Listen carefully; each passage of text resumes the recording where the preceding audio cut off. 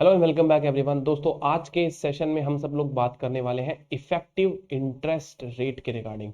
जी हाँ। So effective interest rate के बारे में हम दोस्तों ऑलरेडी प्रिलिमिनरी डिस्कशन जो है वो ऑलरेडी कर चुके हैं, लेकिन आज के इस सेशन में दोस्तों ईआईआर के जो कॉन्सेप्ट को हम और सोफिस्टिकेटेड करने वाले हैं। जैसे कि मान लीजिए कि कोई भी फाइनेंशियल एसेट्स किसी एंटिटी के द्वारा ओरिजिनेट किया जाता है। जैसे कि मान लीजिए किसी एंटिटी ने लोन दिया, राइट। जैसे बैंक अपने क्लाइंट को लोन देता है दोस्तों, तो जरूरी थोड़ी है कि दोस्तों लोन देने पर जो अमाउंट हमारा आउटफ्लो हो रहा है वो सिर्फ और सिर्फ लोन का प्रिंसिपल अमाउंट का आउटफ्लो हो रहा है। दोस्तों लोन देने से रिलेटेड कुछ ऐसे डायरेक्टली एट्रीब्यूटेबल खर्चे हैं, ऐसे कुछ इंटीग्रल एक्सपेंसेस होते हैं जो वो लोन से बेसिकली डायरेक्ट रिलेशनशिप रखते हैं, है ना। Integral part of the financial asset होता है वो, integral part of the loan origination होता है कि अगर आपने लोन ओरिजिनेट किया है तो वो खर्चा डेफिनेटली लगेगा ही लगेगा। फॉर एग्जाम्पल जैसे समझिए दोस्तों, मान लीजिए किसी एंटिटी ने अपने क्लाइंट को लोन दिया है। मान लीजिए बैंक का एग्जांपल ले लेते हैं। बैंक दोस्तों जब अपने क्लाइंट को लोन देता है तो लोन देने के पहले वो बहुत सारी बातें इवैल्यूएट करता है कि उसका क्रेडिट रिस्क प्रोफाइल कैसा है, जो बेसिकली उसकी प्राइमरी इंटरेस्ट रेट को डिजाइन करने में काम आएगा। जैसे अपन बोलते हैं ना कि अपन बैंक से लोन लेते हैं तो अपने को ये रेट पे, ये रेट ऑफ इंटरेस्ट पे वो बैंक जो है लोन सैंक्शन कर देता है। तो अगर मैं लूंगा तो मेरे को शायद वो किसी पर्टिकुलर रेट से मिलेगा, ठीक है। आप लेंगे तो आपको हो सकता है किसी पर्टिकुलर रेट से मिले। हो सकता है हमारी रेट में दोस्तों ज्यादा नहीं तो कम से कम थोड़ा बहुत डेविएशन रहेगा।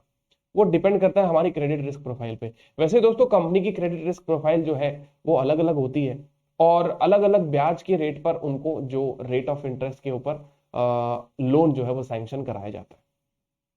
तो ऐसी कंडीशन में दोस्तों होता क्या है ना कि बैंक लोन देने के पहले क्रेडिट रिस्क का तो चेक करता ही करता है, बोरोवर की प्रोफाइल को भी इवैल्यूएट करता है। बोरोवर ने कोई सिक्योरिटी अगर दी है लोन के रिगार्डिंग तो वो सिक्योरिटी का वेरिफिकेशन करना, उसका फिजिकल वेरिफिकेशन करना। अगर किसी कंपनी ने लोन लिया है तो कंपनी का पूरा ड्यू डिलिजेंस करना, उसके पास में कितने टेंजिबल एसेट्स हैं, उसका कौन सा प्रोजेक्ट है, किस प्रोजेक्ट में बेसिकली कंपनी जो है वो उस लोन को यूज ले रहा है, उस प्रोजेक्ट का कोई आउटपुट है भी कि नहीं, या मतलब फेक कहीं कोई गलत मतलब कहते हैं ना कि गलत एविडेंसेस से कोई लोन तो नहीं लिया जा रहा ना। तो बेसिकली बैंक अपने आप को ये इंश्योर करना चाहता है कि भाई वो अगर किसी को लोन दे रहा है तो सामने वाला जो है वो लोन को कहीं वापस तो लौटा पाएगा कि नहीं लौटा पाएगा, है ना। तो ऐसी चीजों के लिए लोन ओरिजिनेट करने से पहले दोस्तों बैंक को कुछ खर्चे करने पड़ जाते हैं, जिन खर्चों को हम कहते हैं ट्रांजैक्शन कॉस्ट या ओरिजिनेशन फीस एटसेट्रा एटसेट्रा। अलग अलग इसके नोमेनक्लेचर होते हैं, है ना। तो दोस्तों अब ये खर्चों की अगर अपन बात करें, ठीक है, तो यहां पे दोस्तों आपके साथ में मैं एक एग्जांपल शेयर करता हूं। जैसे कि सपोज करिए एंटिटी ए है, उसने 5 साल का एक लोन जो है वो बेसिकली ओरिजिनेट किया जिसकी कीमत है 1,20,000 रुपए। यानी this is the principal amount outstanding 1,20,000 rupees. और सिंप्लिसिटी के लिए यहाँ पे मैं इंटरेस्ट रेट जो है दोस्तों वो अज्यूम कर लेता हूं, लेट्स से 11%। और ये जो आपका लोन है इसका प्रिंसिपल अमाउंट जो है वो आपको 5th ईयर के एंड में रिपेबल हो जाएगा। इसका मतलब 5 साल तक आपको प्रिंसिपल नहीं मिलने वाला है, बुलेट रिपेमेंट होगा। इंस्टॉलमेंट में रिपेमेंट नहीं हो रहा है, बुलेट रिपेमेंट हो रहा है कि 5वें साल के एंड में ये प्रिंसिपल अमाउंट आपको वापस मिल जाएगा। लेकिन आपको कॉन्ट्रैक्ट के हिसाब से 11% रेट ऑफ इंटरेस्ट जो है, यानी आपको कॉन्ट्रैक्ट के हिसाब से हर साल का जो कैश फ्लो जो आपका फिक्स हो चुका है, राइट, आपको 11% मिलने वाला है। तो मान लीजिए आप फाइनेंशियल एसेट्स के ओरिजिनेटर हैं, आपने ये लोन दिया है किसी को, तो बेसिकली आपका आउटफ्लो कितना हो गया 1,20,000 रुपए। और ये 1,20,000 के बदले दोस्तों आपको हर साल 11% ब्याज मिलेगा। और 5 साल का लोन है तो बुलेट रीपेमेंट होगा, यहाँ पे मैं लिख देता हूं बुलेट रीपेमेंट होगा इसका।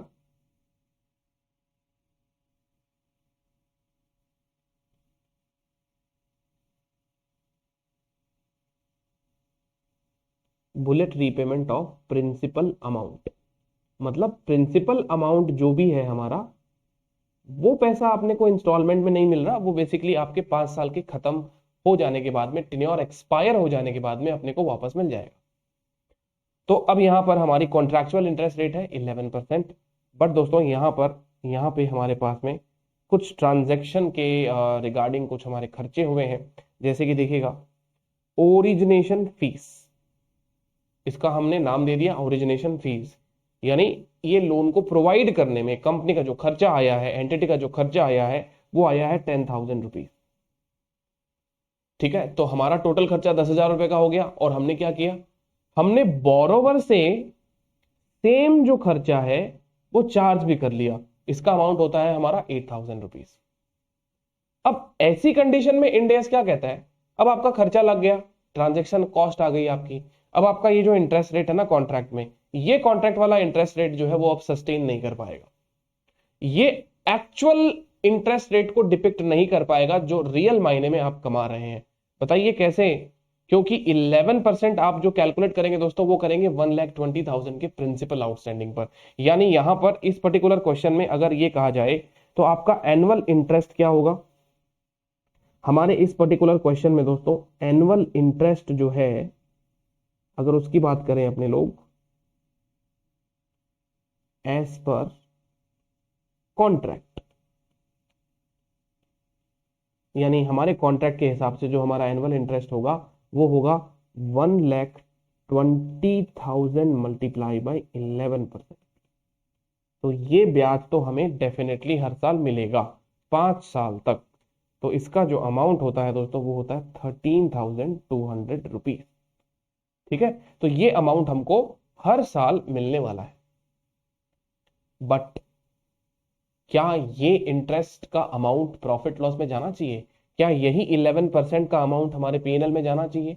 और जाना चाहिए तो क्या ये सही अमाउंट है, क्या ये सही रेट ऑफ इंटरेस्ट है? तो दोस्तों इंड एस कहता है कि अगर आपका ट्रांजैक्शन कॉस्ट लग चुका है तो आपका जो बेस अमाउंट था लोन सैंक्शन करने वाला वो ही डेविएट हो जाएगा। कैसे, जरा देखिएगा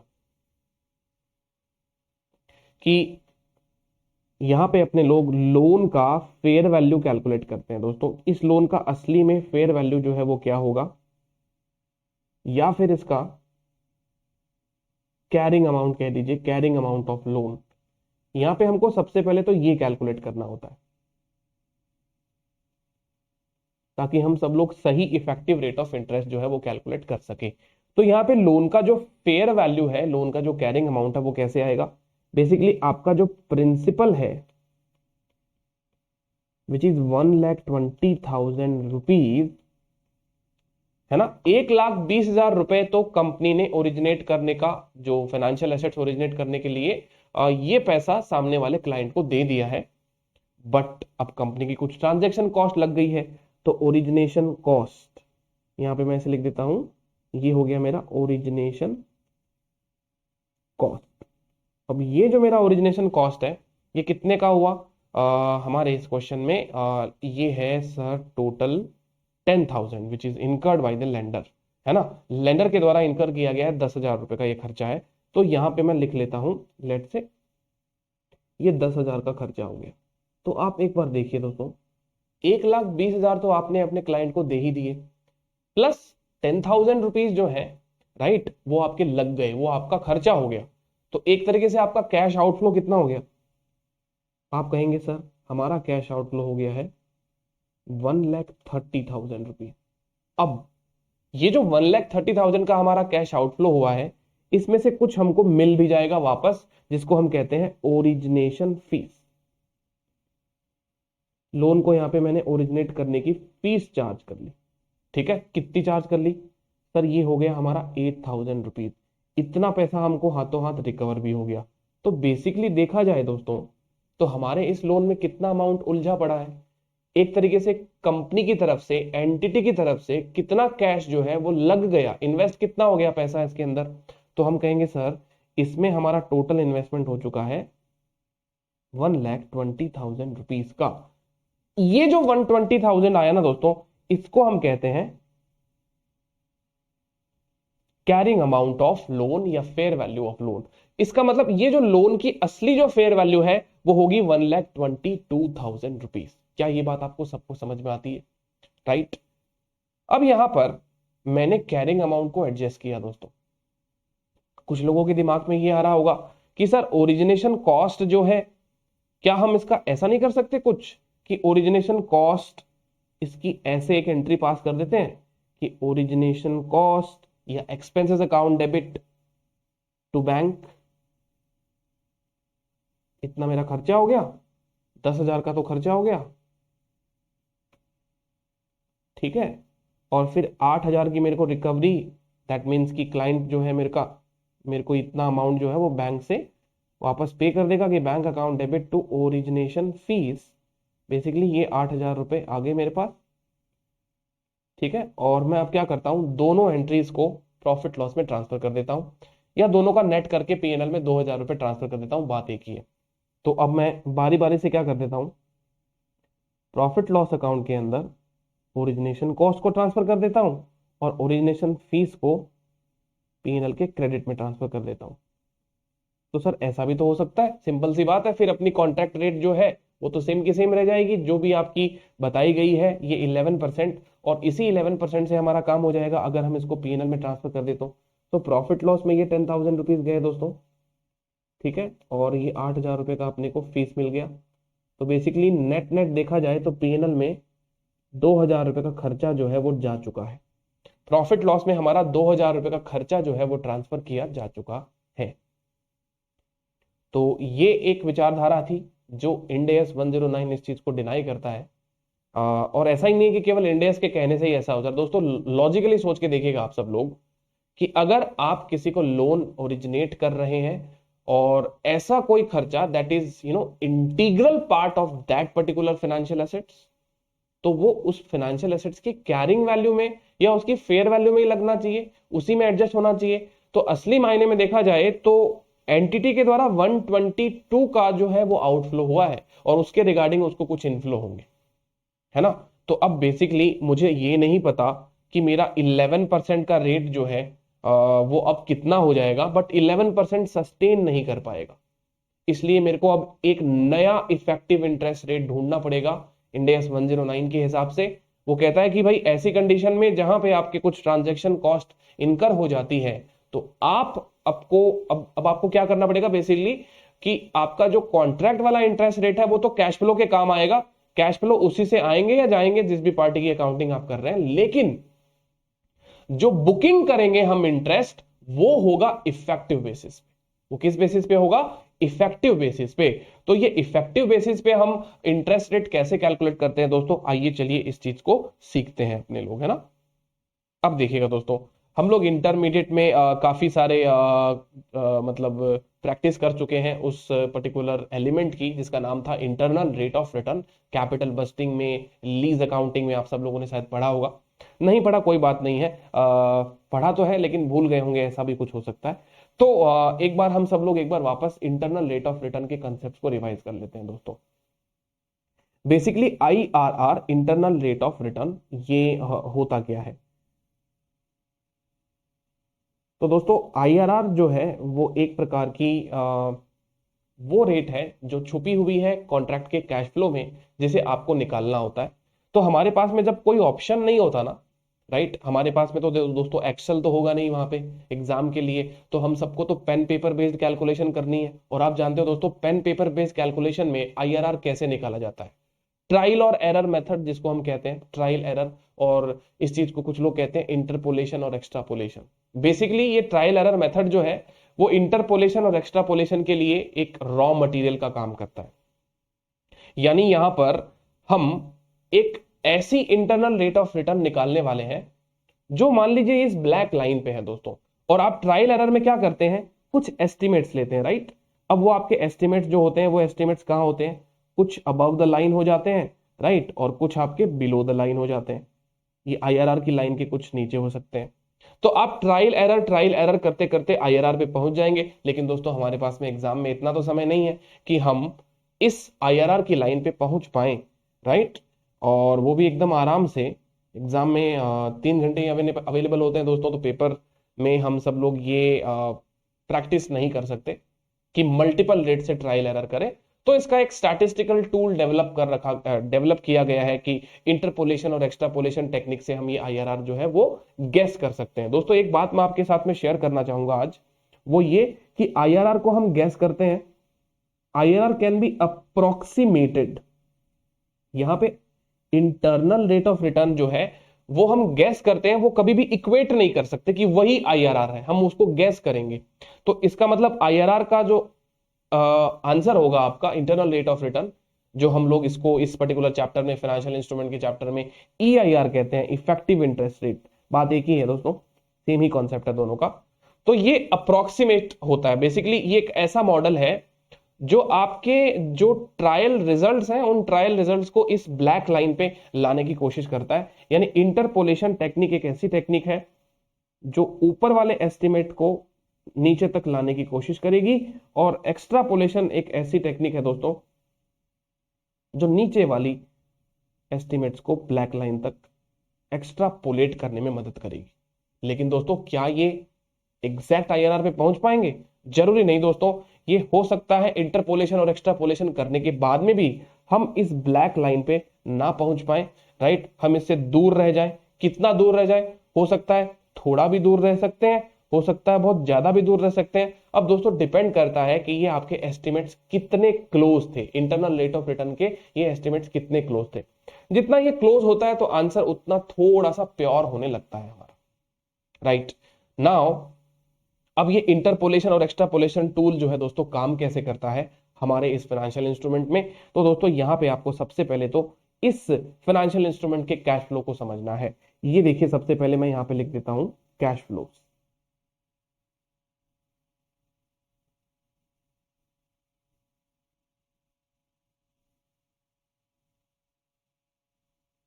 तो यहां पे सबसे पहले मैं लिखता हूं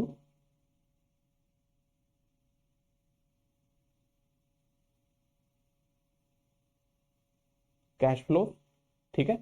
और कैश फ्लो में 5 साल तक हमको कैश फ्लो मिलने वाला है, ठीक है ना। तो यहाँ पे ईयर 1, 2, 3, 4 और 5। So as we all very well know कि हमारी जो कॉन्ट्रैक्ट की इंटरेस्ट रेट होती है वो कॉन्ट्रैक्ट वाली इंटरेस्ट रेट सिर्फ और सिर्फ कैश फ्लो को डिटरमाइन करने के काम आएगी। जैसे कि इस क्वेश्चन में लिख दिया गया कि हमारे पास ना ये 11% इंटरेस्ट आएगा, इस लोन से 11% इंटरेस्ट जो है वो आएगा। तो ठीक है, एक काम करते हैं, अपने लोग यहाँ पे 11% का इंटरेस्ट का जो भी अमाउंट बनता है वो लिख लेते हैं।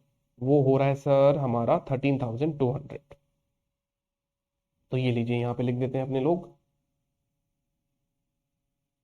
13,200, ये अमाउंट मेरे को हर साल मिलने वाला है, ठीक है। और बेसिकली 5th ईयर में ना ये अमाउंट मेरे को विथ प्रिंसिपल मिल जाएगा, which is 1,20,000, right, plus 13,200।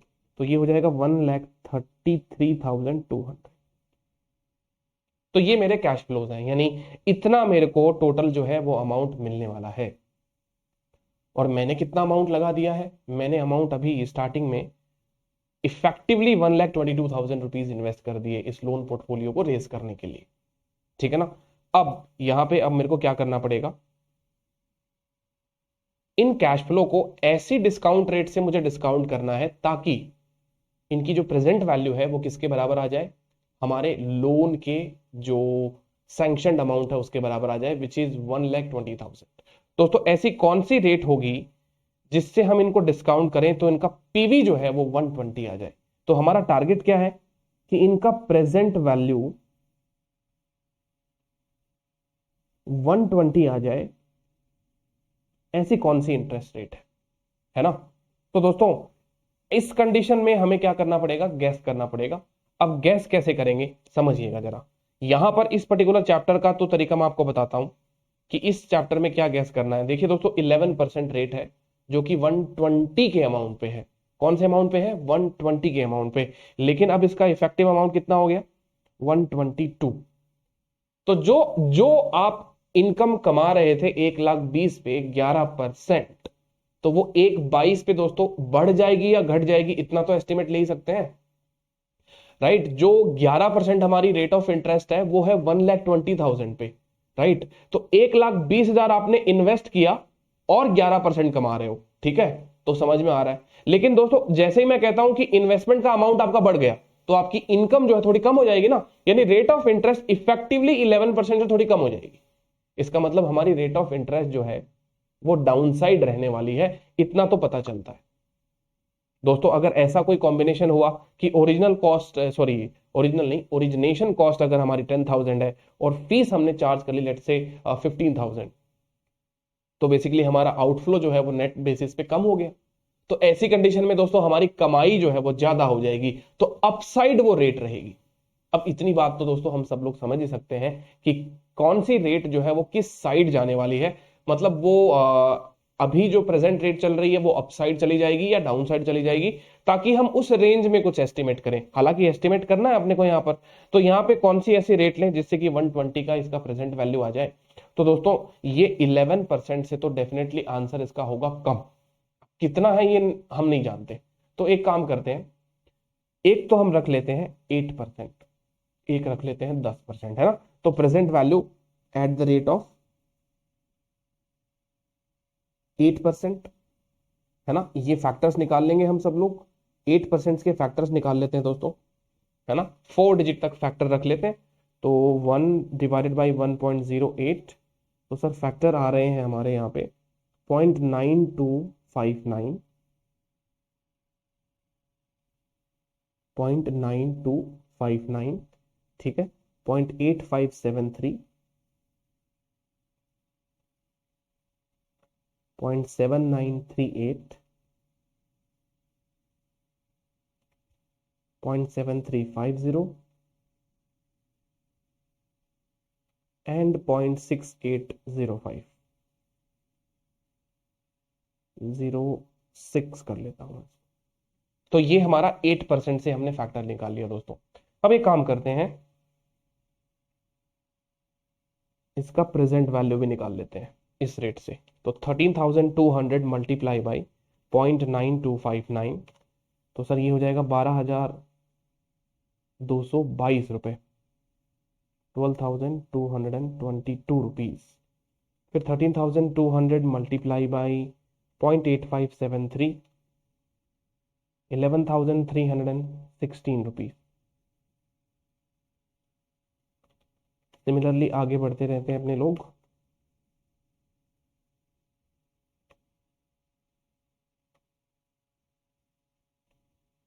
$10,478,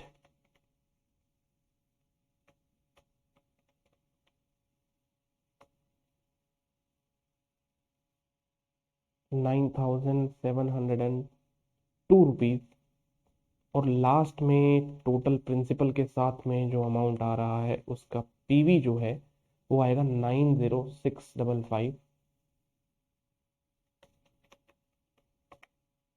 into 0.6806, 90655.92।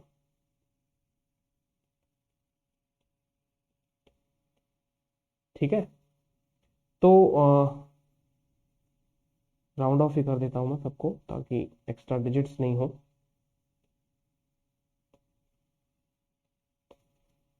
चलिए, तो ये हमारा पीवी निकल गया दोस्तों, 8% के रेट से ये पीवी निकल गया हमारा। और पीवी का जो सम टोटल है वो कितना आता है यहाँ पे, तो 12,222 रुपीज, 11,316, 10,478, 9,702 एंड 9,0656। तो बेसिकली ये हो गया अपना 134,374।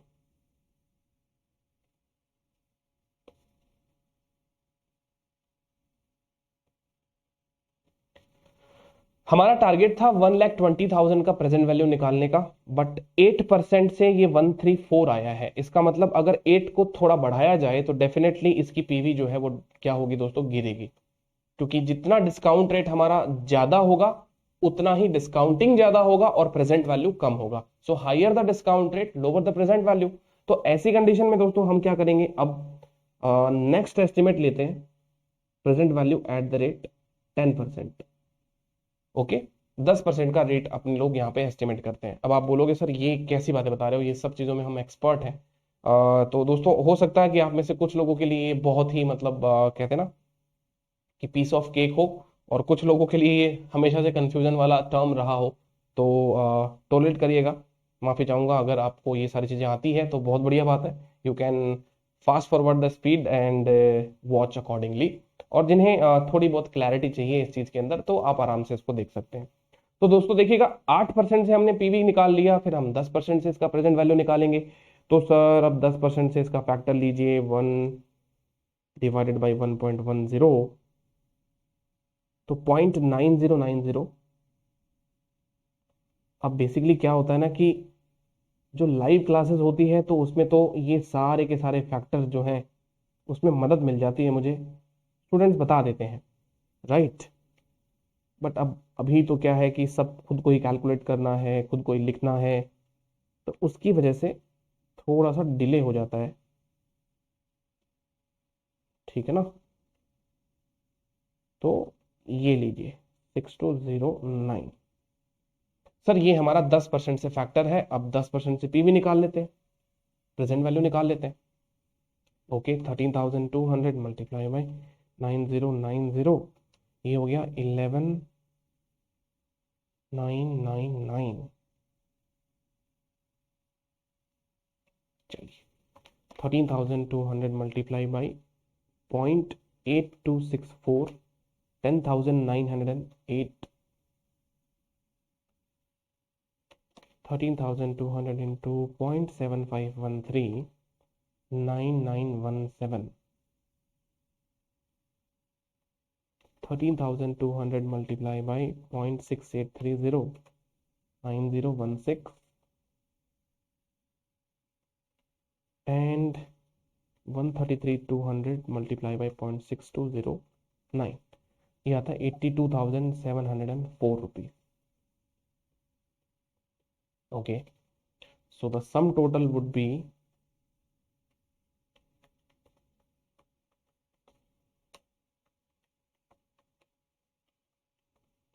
आई होप आप सब लोगों ने मुझसे पहले कर लिया होगा, सब लोगों ने 124,544।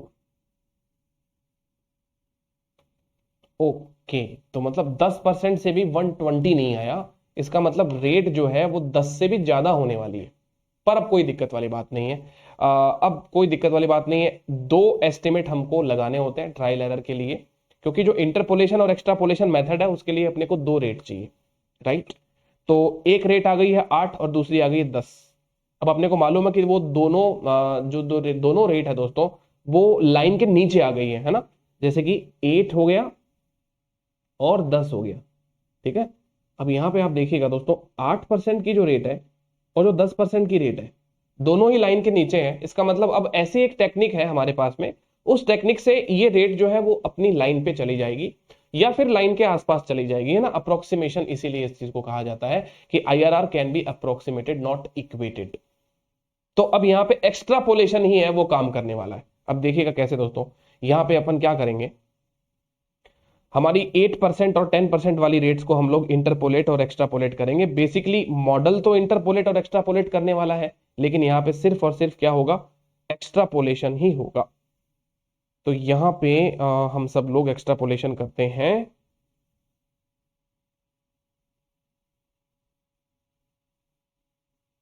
हाँ जी दोस्तों, एक सेकेंड रुकिएगा।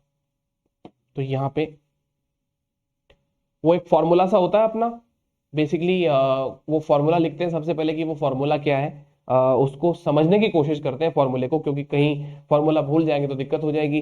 तो दोस्तों हमारी जो लोअर डिस्काउंट रेट होती है ना, लोअर डिस्काउंट रेट, राइट, जैसे कि इस क्वेश्चन में हमारी लोअर डिस्काउंट रेट दोस्तों क्या है, 8%। ये 8% वाली रेट है दोस्तों, वो बढ़ जाएगी हमारी, इंक्रीज हो जाएगी। कैसे इंक्रीज हो जाएगी देखिएगा, present value at lower discount rate, यानी जो लोअर डिस्काउंट रेट पे आपकी जो प्रेजेंट वैल्यू आई है दोस्तों, माइनस आपको कितनी प्रेजेंट वैल्यू लेकर आनी है। जैसे कि हमारे इस क्वेश्चन के अंदर हमारा टारगेट था कि 120 का हमारा प्रेजेंट वैल्यू जो दोस्तों वो आना चाहिए। तो यहां पे फाइनेंशियल एसेट्स का जो लोन अमाउंट है वो आप माइनस करेंगे, ठीक है ना। फाइनेंशियल एसेट्स का जो लोन अमाउंट है आप वो माइनस करेंगे। फिर दोस्तों यहां पर इस चीज को डिवाइड किया जाएगा, the whole divided by present value at lower discount rate minus present value at higher discount rate multiply by higher discount rate minus lower discount rate. अब ये एक फॉर्मूला हो गया बेसिकली। अब ये फॉर्मूला दोस्तों है क्या, इस फॉर्मूले को समझने की कोशिश करते हैं कि हमारा ये जो 8% वाला डिस्काउंट रेट है ना, ये इंटरपोलेशन या एक्स्ट्रापोलेशन टेक्निक से बढ़ या घट जाएगा, राइट। हो सकता है 8% से रेट कम भी आ जाए, तो वो आगे वाला जो फॉर्मूला है वो उसकी मैथ्स कुछ ऐसे अपने आप सेट हो जाएगी कि वो 8 से कम कर देगा, क्योंकि वो प्लस वाला ये जो निशान है ना दोस्तों, ये अपने आप ही फिर वो बाद में माइनस में आ जाता है, और जैसे वो माइनस में आएगा वो 8 से रेट आपकी कम हो जाएगी। और यदि ये आगे जाना होगा, एक्स्ट्रापोलेट करना होगा, तो ये डेफिनेटली आगे का जो आंसर होगा वो इस प्रकार से निकलेगा कि वो चीज को एक्स्ट्रापोलेट ही करेगा। अब देखिएगा दोस्तों, यहां पर हमारे पास में 8% की जो रेट है और लोअर डिस्काउंट रेट जो है हमारी 8%, राइट, उसके ऊपर हमारा पीवी आया है 134,374। तो यहां पे मैं लिख देता हूं 134,374, ये मेरा लोअर डिस्काउंट रेट से प्रेजेंट वैल्यू आ गया है। फिर मेरा फाइनेंशियल एसेट्स का जो लोन अमाउंट है दोस्तों वो कितना है 120, यानी मुझे इतने का प्रेजेंट वैल्यू लाना था, तो मैं इतना नहीं ला सका, ये मेरा एरर हो गया दोस्तों। मैंने जो 8% से रेट गैस किया था उसमें ये मेरा इतना एरर हो गया। और दोस्तों इस एरर का मैग्नीट्यूड क्या है, यानी ये एरर जो है वो किस रेंज में फैला है।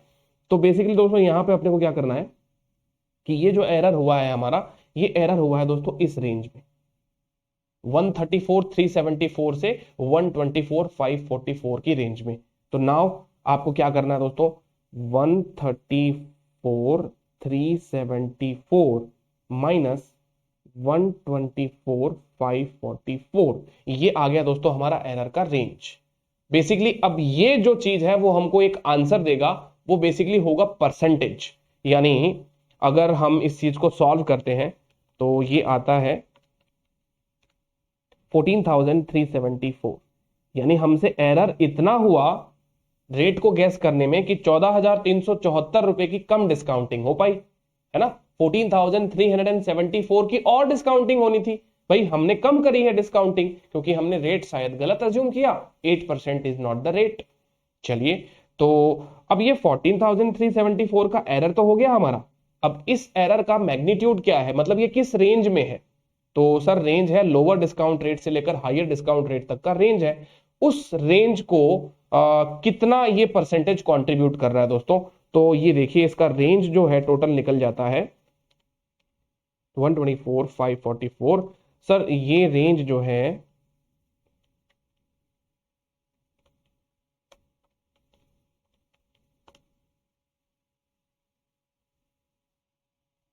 ये निकल रहा है सर 9,830, 9,830। अब देखना दोस्तों,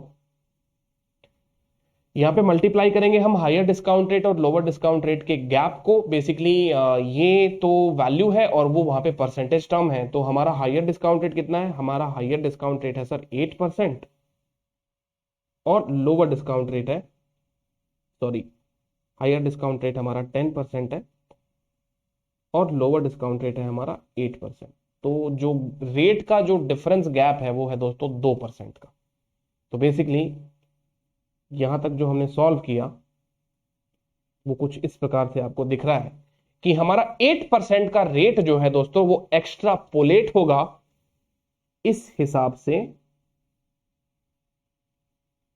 ठीक है ना।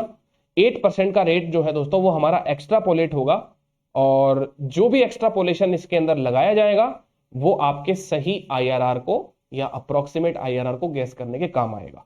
तो बेसिकली यहां पे हम इसका फ्रैक्शन जो है वो कैलकुलेट करते हैं, परसेंटेज कैलकुलेट करते हैं, तो ये आता है सर 1.46, 1.46, राइट। इसका मतलब दोस्तों यहां पर हमारा जो एरर है वो एरर जो है वो 1.46 टाइम्स है और इसका इफेक्टिव परसेंटेज निकालते हैं 2% से इसको मल्टीप्लाई कर तो ये हो जाएगा 1.46 मल्टीप्लाई बाय 2, तो 2.92, है ना, 2.92, ये हमारा दोस्तों आगे का एक्स्ट्रापोलेशन का वर्क जो है वो सॉल्व हो गया। इसका मतलब 8% का जो मेरा लोअर डिस्काउंट रेट है that should be extrapolated with this particular extent. तो 8 से 2.92% तक हमको हमारी रेट को ऊपर लेके जाना है। तो सर हमारी फिर जो IRR होगी वो क्या होगी? तो मैं यहां पे ऐसे लिख सकता हूं कि IRR अप्रोक्सीमेटली इक्वल्स टू 10.92%। तो दोस्तों इसको हम IRR नहीं कहते, क्या कहेंगे? इसको हम कह देंगे इफेक्टिव इंटरेस्ट रेट, है ना। ये हमारी क्या हो जाएगी? Effective interest rate. यानी 10.92% वो रेट है असली मायने में जिससे हमें इंटरेस्ट को बुक करना चाहिए, जिससे हमें क्या करना चाहिए? इंटरेस्ट को बुक करना चाहिए। और दोस्तों ये वाली EIR जो आपकी निकल गई यहां पर विच इज 10.92%, ये 10.92% दोस्तों हमें कहां पे अप्लाई करनी है आपको बता दूं। ये 10.92% हम सब लोग दोस्तों इस रियल जो एक्चुअल में कैरिंग अमाउंट आ रहा है हमारे फाइनेंशियल एसेट्स का 122, नॉट 120। 120 पे अप्लाई नहीं करेंगे, इसको 122 पे अप्लाई करेंगे। रीजन क्या होगा? क्योंकि हमने 10,000 का तो खर्चा कर दिया, 8 की रिकवरी कर ली, तो बेसिकली 2,000 रुपए हमारे और चले गए, राइट। तो अब हमको यहां पर दोस्तों ऐसी कंडीशन में एक फाइनेंशियल एसेट्स को, जैसे कि मैंने आपको बताया कि इफेक्टिव इंटरेस्ट रेट जो है वो अमोर्टाइज कॉस्ट में काम आता है, और हम जब फाइनेंशियल एसेट्स को अमोर्टाइज कॉस्ट मेथड पे कैरी करेंगे तो हर साल का, यानी जो हमारा फाइनेंशियल एसेट्स है, लोन एसेट्स है, ठीक है ना, इस लोन एसेट्स का मुझे ना अमोर्टाइज्ड कॉस्ट मेथड से हर साल का कैरिंग अमाउंट निकालना पड़ेगा। अब ये कैरिंग अमाउंट मैं कैसे निकालूंगा? ये कैरिंग अमाउंट निकाला जाएगा दोस्तों इफेक्टिव इंटरेस्ट रेट के बेसिस पर। तो यहां पे हमारा ओपनिंग प्रिंसिपल लेते हैं अपन सबसे पहले, विच इज 2,000 था ना, 1,20,000, राइट। तो यहां पे अपने लोग लिख देते हैं 122,000, ओके। और इसके बियॉन्ड हम सब क्या करने वाले हैं?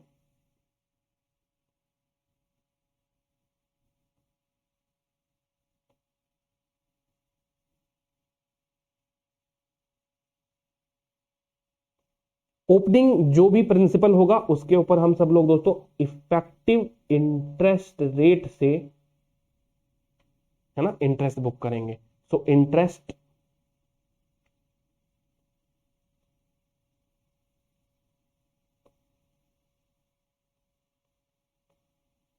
बुक करेंगे EIR के परसेंटेज पे। और हमारे इस कैश फ्लो में कोई भी रीपेमेंट होगा तो हम रीपेमेंट को कंसिडर करेंगे कि भाई हमको रीपेमेंट जो है वो कितना मिल जा रहा है वापस। और फिर बाद में हमारे पास में दोस्तों लास्ट में आता है क्लोजिंग बैलेंस।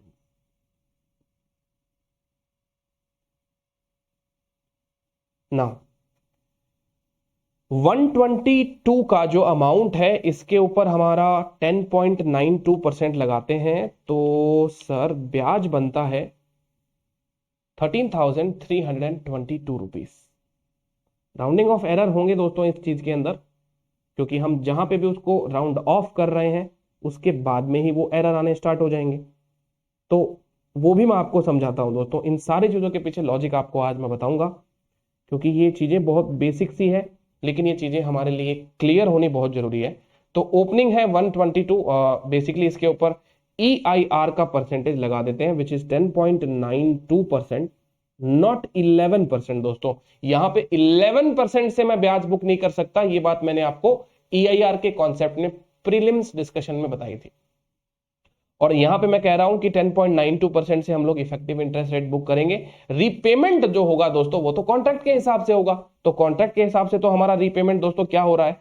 हर बार कितना हो रहा है? 13,200, 13,200, 13,200, है ना। और लास्ट में प्रिंसिपल भी वापस आ जाएगा। तो ये लीजिए, यहां पे एक काम करते हैं, 13,200 की लड़ी लगा देते हैं। ये लीजिए 13,200 यही मिलने वाला है अपने को। 4 बार तो ये मिलेगा और लास्ट में टोटल 133,200, है ना। ये हमारा रीपेमेंट हो जाएगा दोस्तों। ये हमको हर साल मिल रहा है, ठीक है।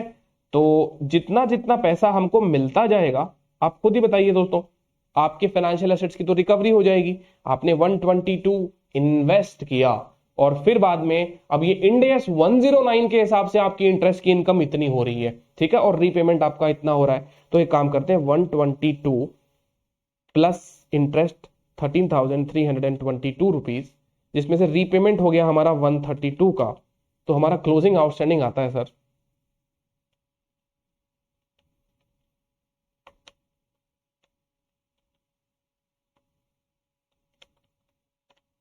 1,22,122।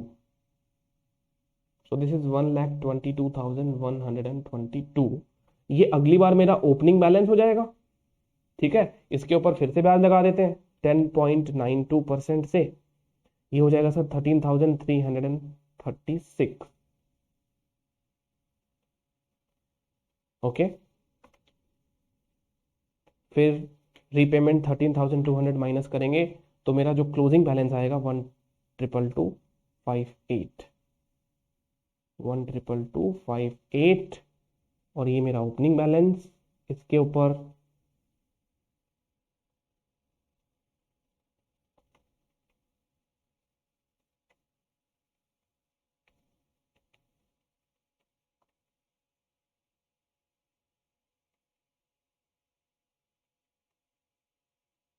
सर ये आ जाएगा 1,3351।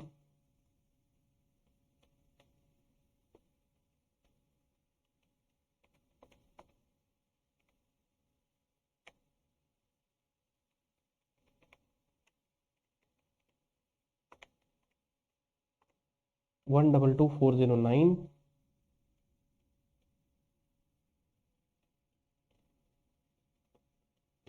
अगेन इसके ऊपर 10.92% से इंटरेस्ट बुक करेंगे, ये आ रहा है सर 1,3367।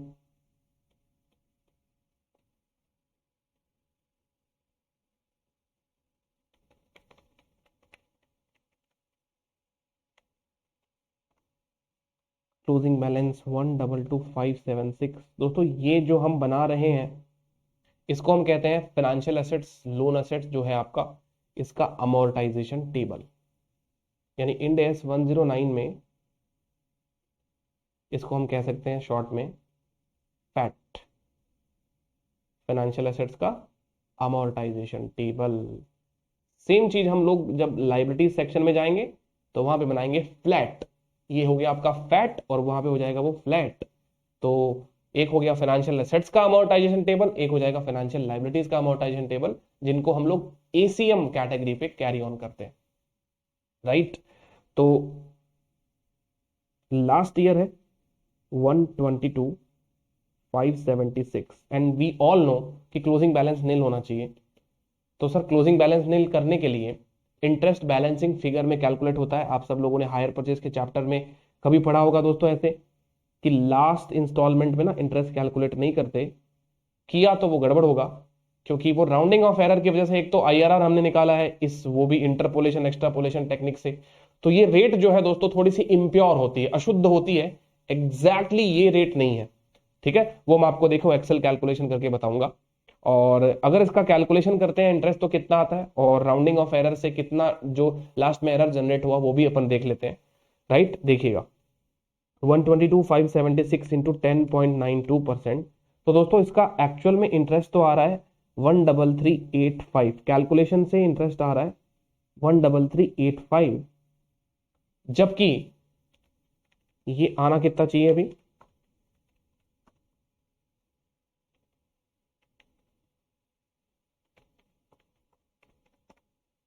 तो सर ये 10,624 आना चाहिए, 10,624 ये अमाउंट हमारा लास्ट में दोस्तों इंटरेस्ट का आना चाहिए। आगे बात आपको समझ में। और जबकि हम इसको कैलकुलेट करते हैं तो ये कैलकुलेशन पे आता है हमारा 13385। तो फ्रेंड्स यहां पर अगर आप देख पा रहे हो तो काफी एरर हो चुका है।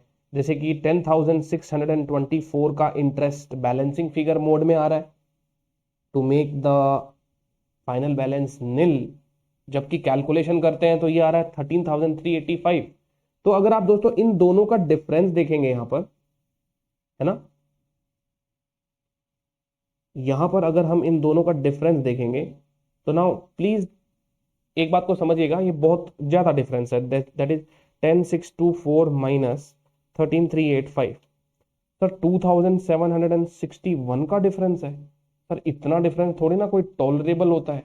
बेसिकली दोस्तों आपको बता दूं कि ये इतना सारा डिफरेंस है इसलिए, एक तो इंटरनल रेट ऑफ रिटर्न और दूसरा राउंडिंग ऑफ एरर। बेसिकली एक तो आईआरआर ही जो है वो थोड़ा इम्प्योर निकलता है, जिसकी वजह से ये एरर जो है वो क्यूमुलेट होते होते होते होते इतना ज्यादा बन जाता है। अब आपको मैं ये सारी की सारी चीज दोस्तों मैं प्रूव करके बताऊंगा, ताकि अपनी जो इस चीज के रिगार्डिंग अंडरस्टैंडिंग है वो डेवलप हो जाए दोस्तों।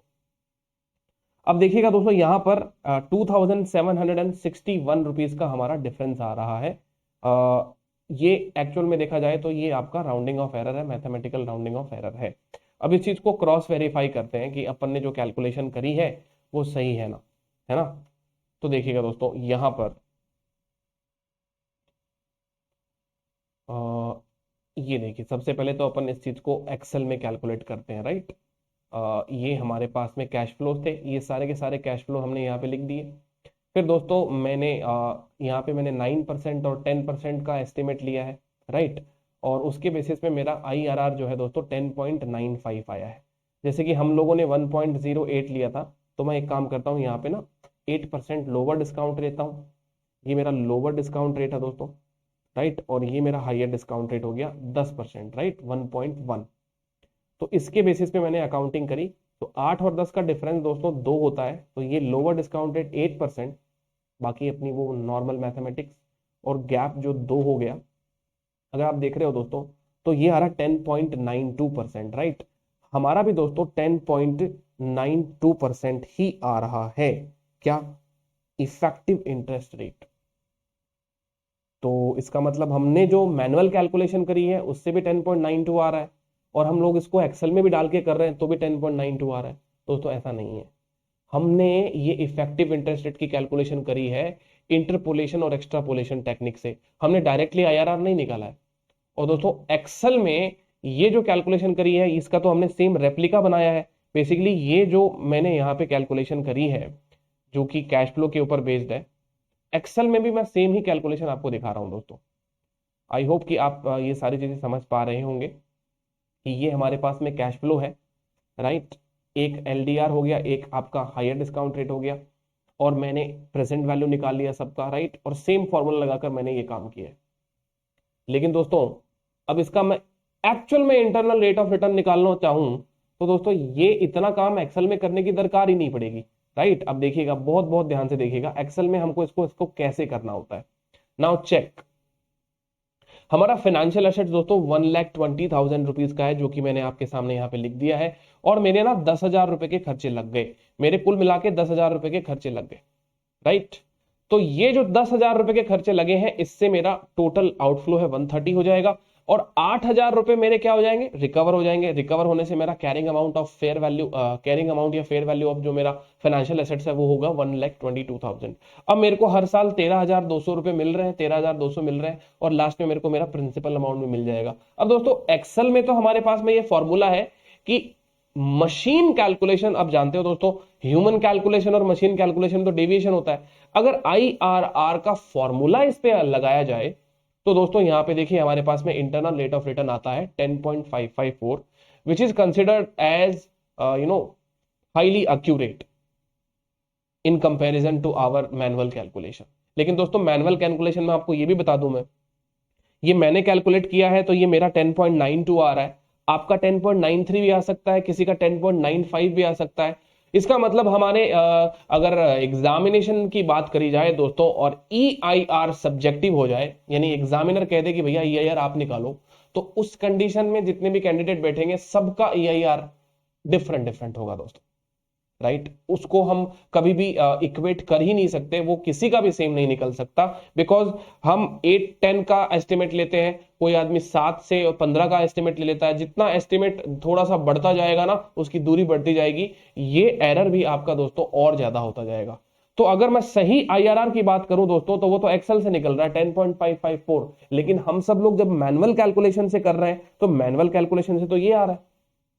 तो ये चीज दोस्तों मैंने आपको समझाई इसीलिए है क्योंकि इंटरनेशनल लेवल के एग्जाम्स में मैं आपको बता देता हूं दोस्तों, जैसे कि डिप्लोमा आईएफआरएस, सर्टिफिकेट आईएफआरएस के जो एग्जामिनेशंस होते हैं, एसीसीए जो इंस्टीट्यूट है वो तो आजकल ऑनलाइन एग्जाम लेने लग गया, और वो बेसिकली ऑनलाइन जब एग्जाम लेता है तो एक्सेल के अंदर आईआरआर का फॉर्मूला इनेबल करके देता है, यानी वहां के जो स्टूडेंट्स हैं दोस्तों वो आईआरआर जो है वो फॉर्मूले से निकाल सकते हैं, मशीन के फॉर्मूले से, उनको मैनुअल कैलकुलेशन नहीं करनी पड़ती। बट स्टिल हम तो जो institute of chartered accountants of India है दोस्तों वो अभी ऐसा कोई हमारे को टूल प्रोवाइड नहीं करता, बट हो सकता है नियर फ्यूचर में ऐसा कभी हो जाए। तो दोस्तों अगर एग्जामिनर को यहां पर स्टैंडर्डाइजेशन रखना है तो एग्जामिनर खुद ब खुद क्या करता है, ऐसा क्वेश्चन बनाकर, ठीक है, consider effective rate of interest this much, वो लास्ट में ऐसे दे देगा। अदरवाइज दोस्तों सबसे ज्यादा परेशानी एग्जामिनर को होगी, क्योंकि ये फिर हर एक स्टूडेंट्स के सब्जेक्टिव आंसर हो जाएंगे। किसी का आईआरआर 10.8 आ रहा है, किसी का 10.92 आ रहा है, किसी का 9.5 आ रहा है, किसी का 9.7 आ रहा है। हर एक स्टूडेंट्स का दोस्तों आईआरआर जो इफेक्टिव इंटरेस्ट रेट होगा वो अलग अलग होगा, लेकिन होगा सबका कंसेप्ट बिल्कुल सही। अब दोस्तों 10.554 से अगर अपन इसको करके देखते हैं कैलकुलेशन, जरा देखिएगा मेरे साथ में, आप देखिएगा दोस्तों 10.554 मेरा ओपनिंग अमाउंट कितना है दोस्तों 1,22,000, 122 पे मैं अब 10.554 से इंटरेस्ट बुक करता हूं, रीपेमेंट वही मेरा 13,200 रुपीज है, क्लोजिंग आउटस्टैंडिंग ये आ गया।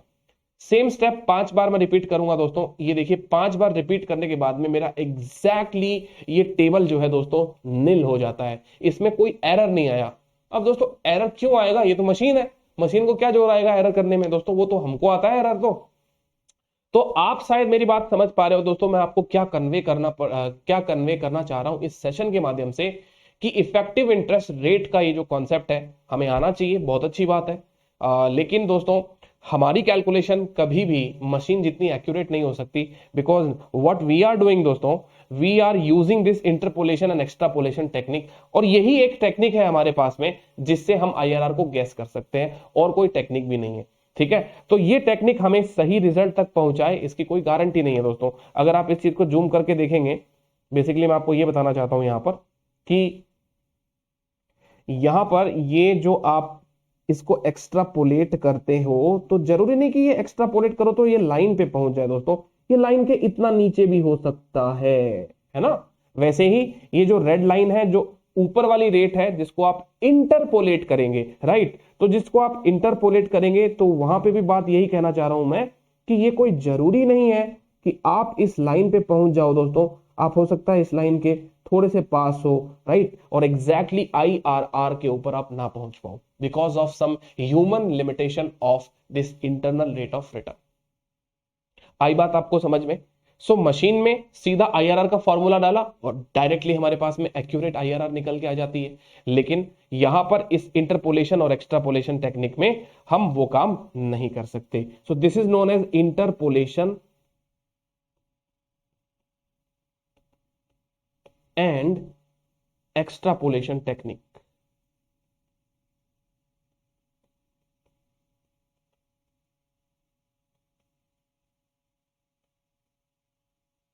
और EIR कैलकुलेशन। तो आप अगर कभी भूल गए इस चीज को तो आई थिंक आज ये अच्छे से रिवाइज हो गया होगा आपका, और ये हमारा इसका फॉर्मूला है। किसी को फॉर्मूला बेस्ड इसको याद रखना है तो बेसिकली इसको फॉर्मूला बेस्ड याद रखा ही नहीं जाता। इसका सीधा सा सिंपल काम ये है कि जो हमने जो लोअर डिस्काउंट रेट का एस्टिमेट लिया था वो इफेक्टिवली इतने % से बढ़ेगा। अब ये इफेक्टिवली का मतलब क्या हो गया कि हमारा जो लोअर डिस्काउंट रेट पे प्रेजेंट वैल्यू आया था, हमको ये लोन का फाइनेंशियल एसेट के लोन के कैरिंग अमाउंट के बराबर इसका फेयर वैल्यू लेकर आना था, तो हमसे इतना एरर हो गया और इस एरर का रेंज इतना है, तो इफेक्टिव परसेंटेज एरर कितना हो गया विच इज 1.46, और जो रेट्स में गैप था वो 2% का गैप था दोस्तों। अगर उसको अपन मल्टीप्लाई करते हैं तो इतना इफेक्टिवली हमारा 8% जो है वो बढ़ा दिया जाएगा। तो उसकी वजह से हमारा जो इफेक्टिव रेट ऑफ इंटरेस्ट है वो 10.92% आ जाएगा, राइट। तो ये था दोस्तों हमारा इस चीज का कैलकुलेशन, जहां पे हमने ये बातें करी। अब आपके साथ में दोस्तों एक बहुत इंपॉर्टेंट बात शेयर करता हूं लास्ट में, और वो ये, चलिए दोस्तों कंपेयर करते हैं। अब हमारा वाला कंपेयर करेंगे तो वो मैच नहीं करेगा, इसलिए एक काम करते हैं।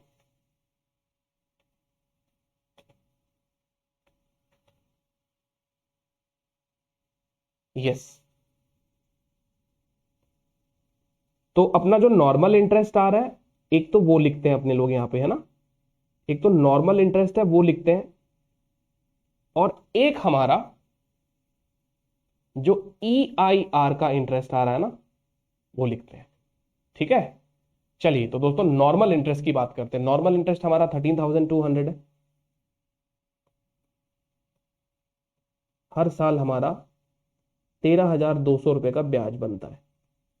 तो 1 2 3 4 5, ये हमारा नॉर्मल इंटरेस्ट है। इसका सम टोटल करते हैं अपने लोग, है ना। 13,200 multiply by 5 which is 66,000 rupees. तो नॉर्मल इंटरेस्ट जो है वो 13,200 multiply by 5 which is 66,000 rupees जो है आपके प्रॉफिट लॉस में over the period of 5 year book हो रहा है। लेकिन EIR की अगर बात करी जाए तो EIR वाला जो इंटरेस्ट है दोस्तों वो ये है। बेसिकली इसको उठा के कॉपी कर लेते हैं ना, ये लीजिए, यहां से इसको करते हैं कॉपी, और यहां पे इसको पेस्ट कर देते हैं, ठीक है ना। इसका टोटल करते हैं सर, इसका टोटल कितना आता है। सर इसका टोटल आ रहा है 13,322, 13,366,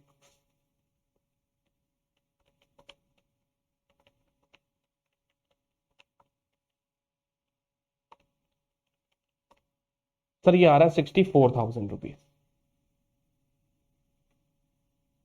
ठीक है। चलिए अब है ना इसके बारे में तहकीकात करते हैं, ऐसा कैसे हो गया।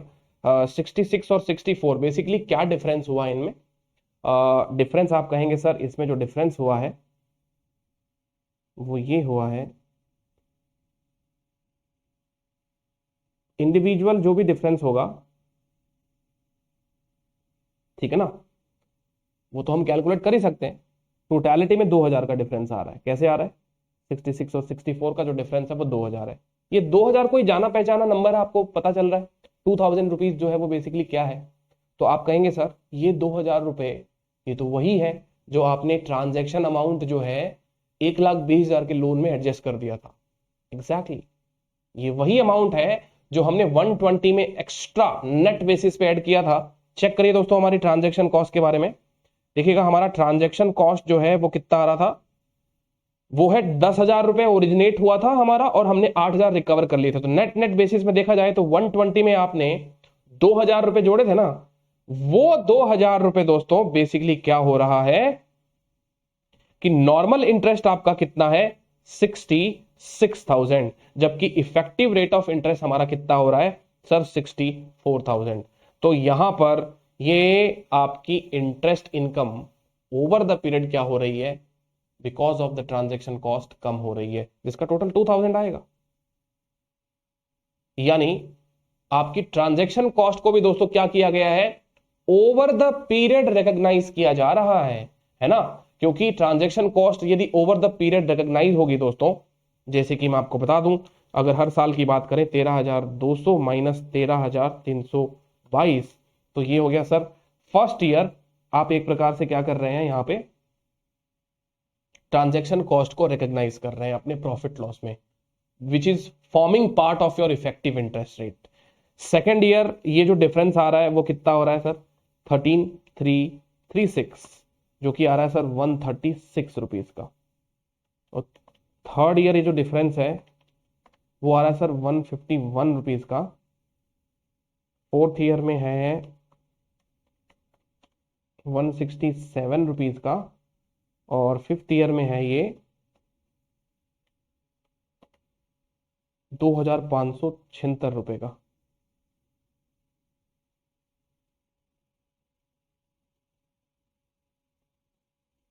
$2,576। एक सेकेंड, यस 2,576। तो यहां पर अगर आप देखेंगे दोस्तों तो ये शुरुआत के कुछ सालों में नेगेटिव है ना, और बाद में पॉजिटिव हो गया। 122, 136, 151, 167 एग्जैक्टली। हाँ जी। तो ये हमारे हिसाब से दोस्तों ये क्या हो रहा है, ये जो इफेक्टिव इंटरेस्ट रेट जो हम बुक कर रहे हैं इसमें जो डिफरेंस आ रहा है, अब इसमें लास्ट ईयर में अचानक से इतना डिफरेंस आ गया क्योंकि ये हमारी एरर है। अगर हम सब लोग वही इसकी एक्सेल कैलकुलेशन देखेंगे तो दोस्तों आपको पता चलेगा, ये देखिए एक्सेल कैलकुलेशन में ये कितना डिफरेंस है। तो एक्सेल में ये बिल्कुल सही दिख रहा है, चेक करिए सर। पहले साल 324 रुपीज, फिर अगले साल 358, फिर अगले साल 396। ऐसे दोस्तों ये ऐसे इसका भी टोटल 2000 आ रहा है और हमारे वाले का भी टोटल 2000 आ रहा है। लेकिन दोस्तों हमारा वाला एरर ज्यादा है, उसके अंदर एरर ज्यादा है, तो हर ईयर के जो नंबर्स है दोस्तों वो थोड़े बिगड़ गए। इसका मतलब इस बात से ये चीज कंफर्म होती है कि जो मैनुअल कैलकुलेशन होगी ना इस चीज के अंदर, वो पूरे क्वेश्चन को कहीं ना कहीं जाकर क्या करेगी, इंपैक्ट करेगी। आई होप कि ये मैसेज आप तक जो मैं पहुंचाने की कोशिश कर रहा हूं आपको बात समझ में आ रही होगी। बट फिर भी दोस्तों इन केस अगर आपको इस सेशन के रिगार्डिंग कोई भी डाउट हो तो you can definitely reach out to me, right. तो ये जो डिफरेंस है दोस्तों, ये फाइनली क्या होगा, स्क्वायर ऑफ होके 2000 रुपए हो गया क्योंकि हमने लास्ट में राउंड ऑफ कर दिया था, इसलिए 2000 हो गया। अदरवाइज इसके अंदर डिफरेंस आ रहा है। तो दोस्तों सही मायने में ये देखिए, आई थिंक अभी आपके सामने ये स्क्रीन ओपन है ना, हाँ जी। तो सही मायने में आपका सही इंटरेस्ट जो है दोस्तों वो ये है जो आप हर साल बुक कर रहे हो, विच इज 64,000।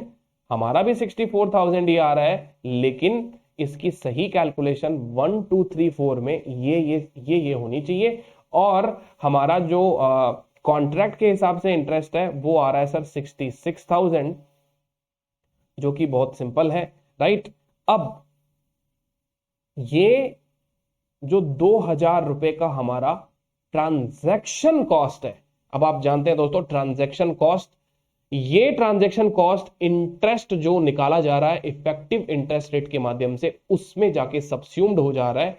उसी की वजह से हमारे हर साल के 13,200 के इंटरेस्ट ना होते हुए दोस्तों अब हमारे इंटरेस्ट कितने हो रहे हैं, 13,200 की जगह 12,875 रुपए का इंटरेस्ट हो रहा है, क्योंकि हम हर साल दोस्तों 324 का ट्रांजैक्शन कॉस्ट एक तरीके से डेफर करके अमोर्टाइज कर रहे हैं over the period of financial assets. इसका मतलब वो ट्रांजैक्शन कॉस्ट, वो ओरिजिनेशन फीस या वो ऐसा कोई खर्चा जो दोस्तों डायरेक्टली एट्रीब्यूटेबल है for the cost of the financial assets दोस्तों, राइट, उस चीज को उस फाइनेंशियल एसेट्स की कैरिंग अमाउंट में एडजस्ट करना चाहिए, उससे हमें इफेक्टिव इंटरेस्ट रेट को एडजस्ट कर लेना चाहिए और based on that effective interest rate हमें बुकिंग करनी चाहिए। फिर हमको ये सोचना नहीं पड़ेगा कि वो ट्रांजैक्शन कॉस्ट अमोर्टाइज कैसे हो रहा है। ये दोस्तों जैसे मैंने आपको सिर्फ प्रूव करके बताया कि यही एग्जैक्टली 2000 रुपीज जो है दोस्तों, ये 2000 रुपीज ही है जो आपके इफेक्टिव रेट ऑफ इंटरेस्ट को चेंज कर रहा है, राइट। यही 2000 रुपीज आपके इफेक्टिव रेट ऑफ इंटरेस्ट को चेंज कर रहे हैं, अदरवाइज तो वो 11% ही होता, अदरवाइज वो क्या होता दोस्तों, 11% ही होता। क्या ये बात आपको सबको समझ में आ गई है ना। आई होप अब आपको ये सारी मैनुअल कैलकुलेशंस, ये डिफरेंसेस, ये एरर और ये जितनी भी बातें हैं राउंडिंग ऑफ डिफरेंसेस, उम्मीद करता हूं ये सारी बातें समझ में आ गई होगी। और इसके बाद में दोस्तों मैं आपको अपने मॉड्यूल में लेके चलता हूं, है ना, जहां पे अपने इस इफेक्टिव इंटरेस्ट रेट के बारे में हमें कुछ बता रखा है। देखिएगा दोस्तों ये क्या बात बता रखी है कि accounting for the transaction cost for the purpose of effective interest rate. तो EIR हमें जब कैलकुलेट करना होगा तो ट्रांजैक्शन कॉस्ट का हमें क्या करना है।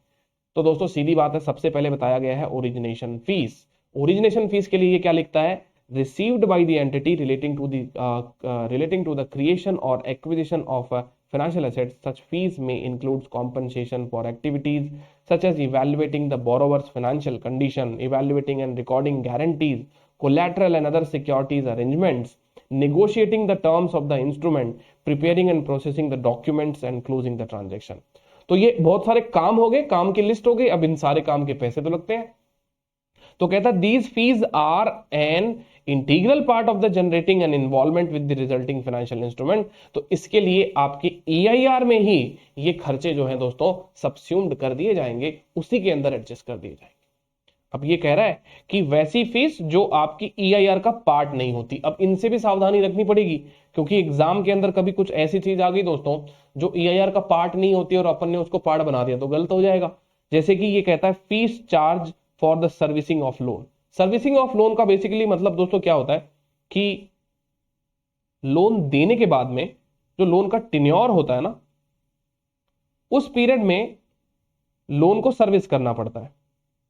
जैसे क्लाइंट के साइट्स को रेगुलर विजिट करना, क्लाइंट्स के बैंक स्टेटमेंट्स को देखना, क्लाइंट के स्टॉक एंड डेटर स्टेटमेंट्स को देखना, है ना। बहुत सारी ऐसी चीजें होती है जो फॉर्मेलिटीज अपने को बाद में करनी होती है। ये अगर किसी लोन का सर्विसिंग करना है दोस्तों तो एडमिनिस्ट्रेशन करना पड़ता है उस चीज का, तो एडमिनिस्ट्रेशन पे भी कॉस्ट आती है। तो दोस्तों ऐसे कोई खर्चे जो लोन के सर्विसिंग से रिलेटेड होते हैं, है ना, तो ये खर्चे आपका ईआईआर का पार्ट नहीं बनते, ठीक है ना। फिर है दोस्तों हमारे पास में कमिटमेंट फीस। कमिटमेंट फीस जैसे मान लीजिए आपको कमिटमेंट फीस जो है दोस्तों वो मिलती है कि भाई आप हमें लोन देंगे, इसके लिए ये लीजिए आपका ये अमाउंट, राइट, और इसको हम कमिटमेंट फीस कहेंगे। तो ऐसी कंडीशन में दोस्तों commitment fees received by the entity to originate a loan where it is probable that the entity will enter into a specific lending arrangement. यानी एंटिटी को ये कहा गया है कि आप हमको अब लोन दीजिएगा क्योंकि हम आपको कमिटमेंट फीस दे दिए हैं। तो अब ऐसी कंडीशन में दोस्तों कहता है these fees are regarded as compensation for an ongoing involvement with the acquisition of a financial instrument. तो बेसिकली लोन देने से रिलेटेड गई है ना, ये आपका इंटीग्रल पार्ट है। कमिटमेंट फीस जो है वो आपका इंटीग्रल पार्ट हो गया, लोन देने से रिलेटेड हो गया। तो जितना अमाउंट आप लोन दे रहे हो उसमें से वो कमिटमेंट फीस मिल गया, तो वो एक प्रकार से दोस्तों वो क्या हो गया आपका adjustment to the carrying amount of the financial asset. अब यहां पे एक चीज बहुत इंपॉर्टेंट आ जाती है और वो ये है कि if the commitment expire, sorry दोस्तों आई थिंक मैं स्क्रीन यहां पे चेंज करना भूल गया था, है ना, और मैं काफी टाइम से इस पे लिखे जा रहा हूं। तो बेसिकली मैंने यहां से ये वाली बात आपको बताई थी, चलो अच्छा रहा पहले ही पता चल गया। Okay okay okay, sorry sorry sorry. तो यहाँ पे मैं बता दूं कि ये बात मैं आपको बता रहा था, ये जो अकाउंटिंग फॉर ट्रांजेक्शन कॉस्ट है ना, ये आपके पेज नंबर स्टडी मटेरियल के पेज नंबर 12.46 पे है। और यहाँ पे मैं बात कर रहा था इसके ईआईआर के कुछ ऐसे कंपोनेंट के बारे में जो ईआईआर के regarding adjustment to the carrying amount of assets होते हैं, जिसमें सर्विसिंग ऑफ लोन जो है वो पार्ट नहीं बनता। सर्विसिंग का जो आपका फीस चार्ज किया जाता है, ये फीस जो है वो दोस्तों ईआईआर का पार्ट नहीं बनता, क्योंकि ये एक प्रकार से अलग अलग प्रकार का इनकम एक्सपेंसेस है जिसको अलग से प्रॉफिट लॉस में ले जाया जाएगा, है ना। It is not integral part of the loan, right, कि लोन को ओरिजिनेट करने से रिलेटेड कोई आपका अमाउंट जो लग रहा है या रिकवर कर रहे हो वो चीज आपकी ईआईआर में शामिल होनी चाहिए। जैसे कि origination fees, commitment fees. Commitment fees second अपन डिस्कस कर रहे थे कि कमिटमेंट फीस में आपको कोई अमाउंट मिल गया कि आपको इतना लोन हमको देना ही देना है, तो दोस्तों वो कमिटमेंट फीस जो है आपके ईआईआर का पार्ट बनेगी। दैट मींस कैरिंग अमाउंट में उसको एडजस्ट कर दिया जाएगा, उसको कैरिंग अमाउंट में दोस्तों एडजस्ट कर दिया जाएगा। लेकिन यहाँ पे कहता है commitment fees which is to originate a loan when it is unlikely that a specific lending arrangement will be entered into। इसको हम ईआईआर का पार्ट नहीं बनाएंगे। ये क्या चीज है सर? इसको हम ईआईआर का पार्ट नहीं बनाएंगे। What does it mean? तो इसका मतलब ये है कि ऐसी कोई कमिटमेंट फीस जो आपको मिली है लेकिन आप उसके रिगार्डिंग कोई लैंडिंग अरेंजमेंट नहीं करने वाले, उसके रिगार्डिंग वो दोस्तों कोई लैंडिंग मतलब आप पैसा नहीं देंगे, इसका मतलब आपको सिर्फ कमिटमेंट फीस मिलके रह गई। अब दोस्तों अब ऐसी कमिटमेंट फीस का क्या करेंगे? अब ऐसी कमिटमेंट फीस को हम ईआईआर पे कैसे एडजस्ट करेंगे जब हमने लोन ही नहीं दिया? तो दोस्तों हमारा फायदा है ये। मान लीजिए कि आपको कमिटमेंट फीस मिल गई तो जैसे आपकी रिस्पॉन्सिबिलिटी थी लोन देना, तो सामने वाले की रिस्पॉन्सिबिलिटी है लोन लेना। अब कल को वो मान लो लोन नहीं लेना चाहता आपसे, वो कहता है चलो सर सॉरी, अब मेरे को लोन नहीं चाहिए, कमिटमेंट फीस तो मैंने आपको दे दी, कोई दिक्कत वाली बात नहीं है। अब वो तो अपना ट्रेड ऐसा ही है कि मैंने आपको वो कमिटमेंट फीस दी है, अब वो कमिटमेंट फीस आप रखिए, कोई दिक्कत वाली बात नहीं है। तो दोस्तों अब मेरे लिए कमिटमेंट फीस क्या बन गई, अब मेरे लिए एक प्रकार की इनकम हो गई जिसे मैं पीएनएल में ट्रांसफर कर दूंगा। तो इसको तो मैं ईआईआर में नहीं ट्रांसफर कर सकता ऐसी कंडीशन में जहां पे मैं लोन ही नहीं दे रहा किसी को। ठीक है, लोन दूंगा तब तो उसके कैरिंग अमाउंट में एडजस्टमेंट करूंगा ना। बताइए ये बात समझ में आई आप सबको, है ना। सी पॉइंट दोस्तों मैं आपको बाद में समझाऊंगा इसका, सी पॉइंट जिसमें लोन सिंडिकेशन फीस की बात करते हैं और ओरिजिनेशन फीस की फिर से बात करेंगे, इसके बारे में हम लोग बाद में चर्चा करेंगे। इसके पहले दोस्तों हम इलस्ट्रेशन नंबर 20 की बात करते हैं, क्योंकि हमने अभी जो भी कंसेप्ट पढ़े हैं उसी के बेसिस पर ये है इलस्ट्रेशन नंबर 20। देखिएगा दोस्तों क्या कहता है, ABC bank gave loans to a customer target limited that carry fixed interest rate at 10% per annum for a 5-year term and 12% per annum for a 3-year term. Additionally, the bank charges processing fees. अब बताइए दोस्तों processing fees ये क्या है, क्या ये integral part of the loan है, क्या ये ओरिजिनेट करने के लिए, लोन को ओरिजिनेट करने के लिए ही लगाई गई है क्या, है ना। तो अगर ऐसा रहेगा तो दोस्तों ये ईआईआर को फिर बाद में मतलब हमको यहां पर इंटरेस्ट रेट को रिकम्प्यूट करना पड़ेगा, जो कॉन्ट्रैक्चुअल रेट है उससे काम नहीं चलने वाला। अब कहता है कि हमारे पास में 10 लाख का लोन है 5 साल के लिए, 8 लाख का लोन है दोस्तों 3 साल के लिए। Okay, compute the fair value upon initial recognition. Everyone knows कि फाइनेंशियल इंस्ट्रूमेंट को इनिशियल रिकग्निशन पे फेयर वैल्यू पे रखा जाता है। तो कहता है compute the fair value upon initial recognition of the loan in the books of target limited and how will loan processing fees to be accounted for. तो सर लोन प्रोसेसिंग फीस का क्या है, सीधा सीधा पीएनएल में डाल दीजिए। अरे ऐसे कैसे डाल दीजिए पीएनएल में, अब यहां पर ये loan processing fees integral part of the loan बन चुका है, तो लोन का इंटीग्रल पार्ट बनते ही दोस्तों अब हमको क्या करना पड़ेगा, इसको अपने लोन के कैरिंग अमाउंट में एडजस्ट करना पड़ेगा। इफेक्टिवली देखना पड़ेगा कि बैंक ने कितना पैसा दिया है और बैंक को कितना पैसा मिल रहा है, राइट। और it will change the contractual interest rate.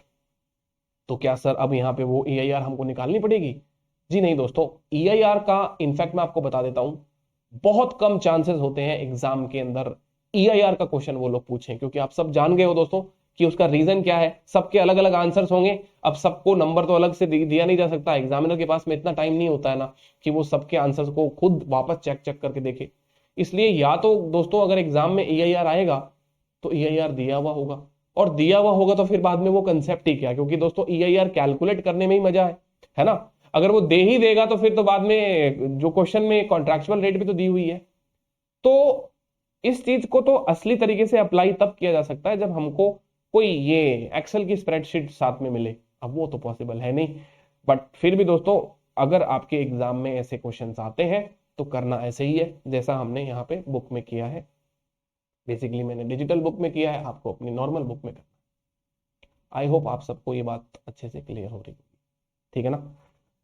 तो चलिए दोस्तों अब यहाँ पर हम हर क्वेश्चन के अंदर ये ईआईआर इतने विस्तृत तरीके से नहीं निकालेंगे। हम हमेशा जब भी ईआईआर की बात होगी तो हम फटाफट से उसको कैलकुलेट कर लेंगे। दैट मीन्स कि मैं उसकी कैलकुलेशन कर लूंगा एक्सेल के अंदर और फटाफट से मैं उसकी कॉपी कर लूंगा, ठीक है ना। तो यही कर सकते हैं हम लोग। अच्छा अब बताइए दोस्तों, आपको मैं कहता हूं कि फेयर वैल्यू तो आप निकाल दो ना, फेयर वैल्यू के लिए तो अपने को कोई कैलकुलेशन करनी नहीं है। अगर मैं आपको कहता हूं 5 साल के लोन का फेयर वैल्यू निकालना है तो कैसे निकालेंगे इस पर्टिकुलर क्वेश्चन में? तो आप कहोगे सर 5 साल के लोन की कैरिंग वैल्यू है 10 लाख रुपए, ठीक है। कह रहा है कि प्रोसेसिंग फीस जो है वो कितना चार्ज किया जाता है, 1%। ओके, तो प्रोसेसिंग फीस हम चार्ज करते हैं ना दोस्तों, तो 1% तो पैसा हमको इमीडिएटली मिल गया। अरे बैंक ने आपको 10 लाख का लोन दिया और कहा कि प्रोसेसिंग फीस 1% है, तो दोस्तों बैंक आपके अकाउंट में क्रेडिट कितना करता है, 10 lakh less processing fees, less processing fees of 1%, correct. इसका मतलब बैंक अगर आपको ये लोन दे रहा है तो बैंक के लिए नेट आउटफ्लो बताइए ना कितना हो गया। सर नेट आउटफ्लो हो गया बैंक के लिए 9,90,000। ओके 9,90,000 हो गया। नाउ जो 10 लाख के ऊपर आपकी कमाने की रेट थी वो तो थी 10%। अब बताइए दोस्तों 9,90,000 पर ये क्या हो जाएगी, ये बढ़ जाएगी या घट जाएगी? दोस्तों बताइएगा, ईमानदारी से बताइए कि ये 10% से इंक्रीज हो जाएगी या घट जाएगी? सर सीधी बात है, हमारा इन्वेस्टमेंट कम हुआ या ज्यादा हुआ? इन्वेस्टमेंट हमारा कम हो गया, राइट। हमको पैसा लगाना कितना पड़ा, 9,90,000, लेकिन हमको मिलेगा कितना? हमको मिलेगा 10 लाख के ऊपर ही ब्याज के हिसाब से। तो इसका मतलब दोस्तों हमारी इफेक्टिवली रेट है ना इस बार 10% से कुछ ज्यादा हो जाएगी। क्या ये बात आपको समझ में आ रही है? हाँ जी दोस्तों, ये देखिए, नाउ नाउ नाउ नाउ क्या कहता है, now effective interest rate shall be higher than the interest rate of 10% and 12%। इसका मतलब ये जो हमारा 5 साल का लोन है इसमें 10% से हमारी इफेक्टिव रेट जो है वो ज्यादा होगी, क्योंकि 10% कॉन्ट्रेक्चुअल रेट है। और जो हमारा 8 लाख वाला लोन है दोस्तों, 8 लाख की कैरिंग वैल्यू क्या होगी, 8 लाख लेस 1%, है ना। तो आप कहेंगे सर इसका कैरिंग वैल्यू हो जाएगा 8 लाख माइनस 1%, विच इज 7,92,000। तो दोस्तों ये तो हुआ हमारा आंसर, ठीक है। क्या क्या हो गया, 990 और 792, ये हमारा लोन का कैरिंग अमाउंट हो गया। इसके ऊपर हम लोग ईआईआर से इंटरेस्ट बुक करेंगे। चलिए दोस्तों, इसका ईआईआर अब आपको मैं फटाफट से बता देता हूं कि इसका ईआईआर जो है वो क्या आने वाला है।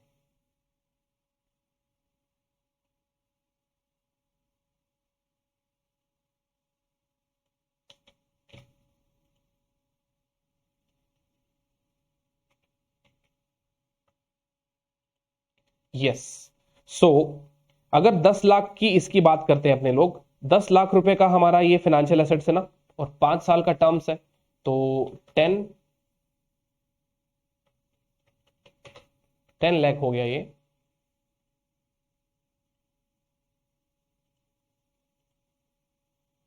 ठीक है, और कोई प्रोसेसिंग फीस जो है हमारे द्वारा तो कोई खर्चा अभी यहाँ पे बताया नहीं गया है। हम बोरोवर से जो चार्ज कर रहे हैं प्रोसेसिंग फीस वो हमारे इस क्वेश्चन में बताई गई है। तो सर 1 लाख 10 लाख का 1% है ना, तो 10,000 रुपीज, 10,000 रुपीज। तो हमारा कैरिंग अमाउंट हो गया दोस्तों 990, 5 साल की बात है। और 5 साल में हमको कॉन्ट्रेक्चुअल कैश फ्लो कितना मिलने वाला है, 10% per annum, which is 10 lakh का 10%, दैट मीन्स कि 1-1 लाख रुपए अपने को मिलने वाला है। तो ये लीजिए सर, 1 लाख रुपए अपने को कितनी बार मिलेंगे, 5 बार मिलेंगे, ठीक है। और 5वें साल में हमको पूरा का पूरा कैश फ्लो ये आ जाएगा, दैट इज 11 लाख रुपए अपने को 5वें साल में मिल जाएंगे। तो सर हमारा इफेक्टिव रेट ऑफ इंटरेस्ट हो गया 10.266% दोस्तों। तो इस क्वेश्चन में आप चाहे कर लेना घर पे कितने ही परमुटेशन कॉम्बिनेशन, मैनुअल कैलकुलेशन करोगे ना आप तो 10.2666 आ ही नहीं सकता, बहुत मुश्किल है दोस्तों। मतलब इसका मिलना महज एक कोइंसिडेंस हो सकता है कि क्या पता कोई निकल गई तो निकल गई। बाकी जो ये मशीन कैलकुलेशन आप देख रहे हैं दोस्तों, ये जो है वो एकदम एग्जैक्ट इफेक्टिव कैलकुलेशन। तो ये तो हो गई हमारी कौन से लोन की, ये हमारी कैलकुलेशन हो गई है उस लोन की जो लोन है 5 साल का। आइए एक और कैलकुलेशन कर लेते हैं जहां पे हमारा लोन कितने का है, 8 लाख रुपए का लोन है। ये लीजिए 8 लाख रुपए यहाँ पे लिखते हैं अपने लोग। और 8 लाख के लोन में कितना फीस चार्ज किया गया है सर, 1%, विच इज 8,000 रुपीज। ये लीजिए सर 8,000 का हमने चार्ज कर लिया। कैरिंग अमाउंट इसका 792 आ गया है। कॉन्ट्रेक्चुअल रेट है 10%, तो 80-80 हजार का ब्याज मिलेगा अपने को। कितने साल तक मिलेगा सर, 3 साल तक मिलेगा। तीसरे साल में प्रिंसिपल भी रीपे हो जाएगा। कितना है प्रिंसिपल सर, 8 लाख, ठीक है। ये लीजिए सर, तो इसकी रेट हो गई सर हमारी 10.405, 10.405। तो दोस्तों मैंने आपको यहाँ पर EIR भी कैलकुलेट करके बता दी है। उम्मीद करता हूं कि अब आपको इफेक्टिव इंटरेस्ट रेट के बारे में सारी की सारी बातें समझ में आ गई होगी, ठीक है। तो जो 5 साल का लोन था उसका हमारा यहाँ पर 10.266 का रेट है।